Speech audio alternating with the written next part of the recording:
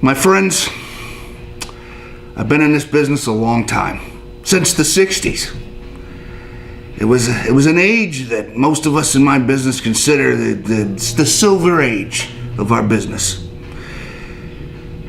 And here I am, 50 some odd years later, looking down to what should be my retirement, my pension, looking at the good things, that are coming around the corner, sitting down with my grandkids maybe, and, going fishing. And yet, what am I looking at right now? Flashpoint? I don't even know who my friends are anymore. But I tell you, let me tell you, there is a dark and sinister force in this industry, and it's time to speak out about it. Even though I'm in danger, as long as my identity remains a secret, I think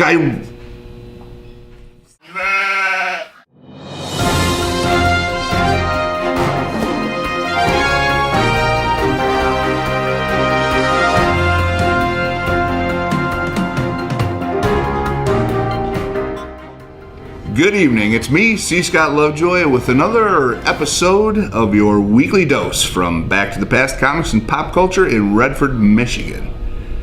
The lovely city of Redford, Michigan, my goodness. It's a city that should be a township.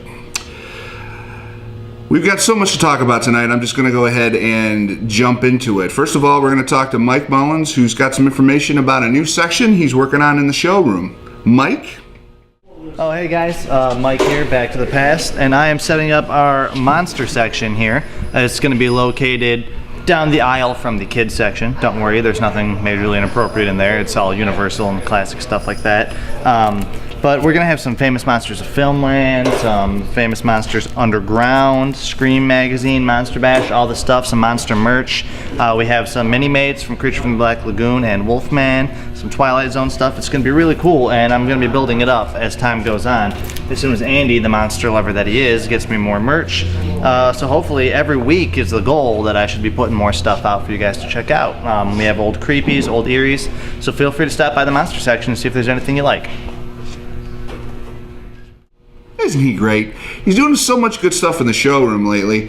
He also wanted me to recap that there is a Captain America event coming up on Tuesday, June 21st. That's going to start, a sale is going to start at 5 p.m. in the shop. Anything that has Captain America on it is going to be 20% off. That's comics, trade paperbacks, action figures. If you can find a dust mop in the store that has Captain America on it, we will sell it to you for 20% off.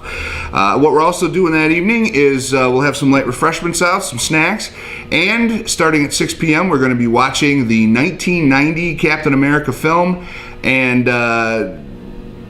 enjoying just how bad that truly was in preparation or in anticipation of the upcoming Captain America film. And I do need to apologize for my broadcast last week where I said that was coming up in June. It's not, which you all very helpfully pointed out to me after the fact. So thank you. I'm sorry about that little bit of time warp. But moving on, let's take a look at Mr. Andy Ciranisi, who's got a cool vintage find of the week for you. Andrew? Thanks, Scott. Going into inventory this week at Back to the Past is this amazing World War II war bonds poster.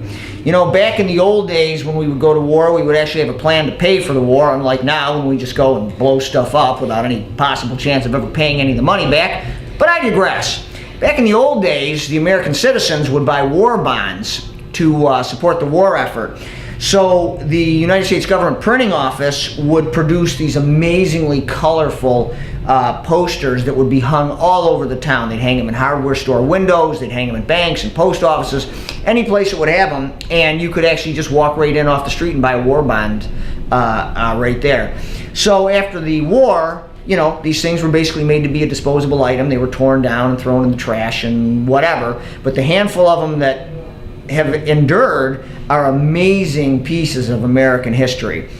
We picked this one up a couple of weeks ago. It's going out for sale in our store, so if you want to come by and take a look at it, I believe this one is going to be $80.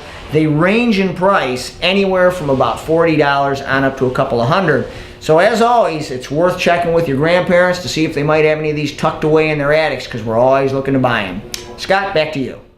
moving right along, here's Pete, who's going to tell us some of the interesting stuff that we've got listed on eBay this week. These are our live auctions on eBay that will be closing on Sunday evening. Pete, tell us about those. All right, welcome to another installment of What Does Pete Have on live listings on eBay this week. And we've got a ton of stuff. We've got stuff that just you wouldn't believe. It's really cool. We have these Corgi cars, the James Bond Corgi cars. This one here actually has an ejector seat in it and two little people that you can shoot through the air. I'm not going to do that because I don't think people want me to do that if they're going to buy it, so I'll leave that alone.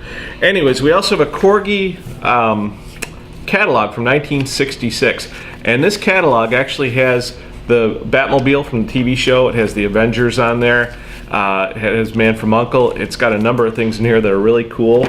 I've got this snappy little vintage bobblehead that is kind of soothing, actually.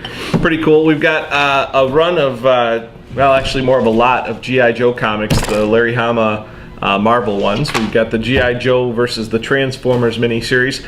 Kind of the highlight this week of our listings is we have a bunch of coverless comic books. This one here is a showcase number 23, and you may or may not know this is the second appearance of Green Lantern, the Silver Age one, of course.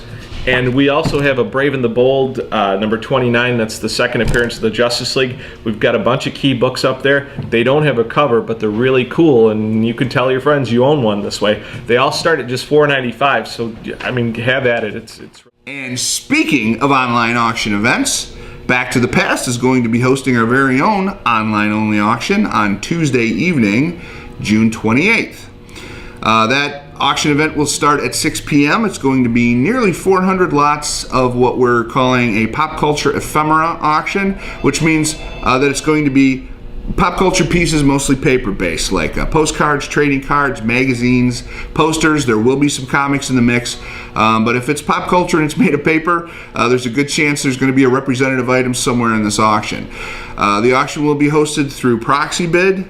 Check the link that's on the screen right now to look at it. The catalog is up. All those lots are available to take a look at ahead of time.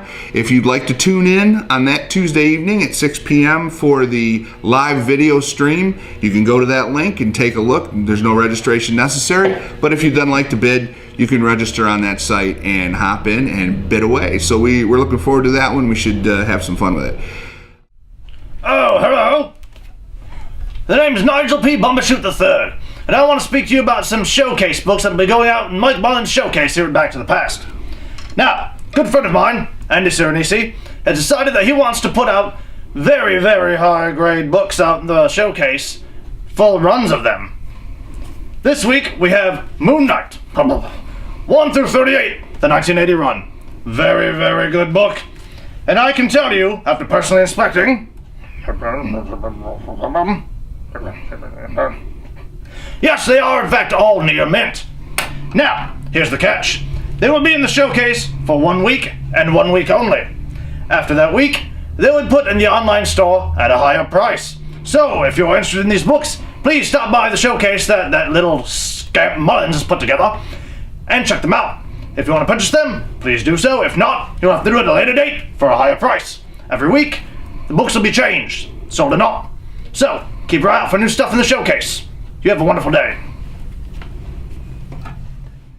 I don't know what else to say after that other than thanks for tuning in this week. We hope you enjoyed our presentation. We will be broadcasting for you again next week. We hope you'll tune in for that one. In the meantime, don't forget to follow us on Twitter, like us on Facebook, give us your feedback. We always love to hear from you and see what you're thinking and get your input on the stuff that we do. And until then, I've got a gal who lives on the hill. She won't do it, but her sister will. Good night.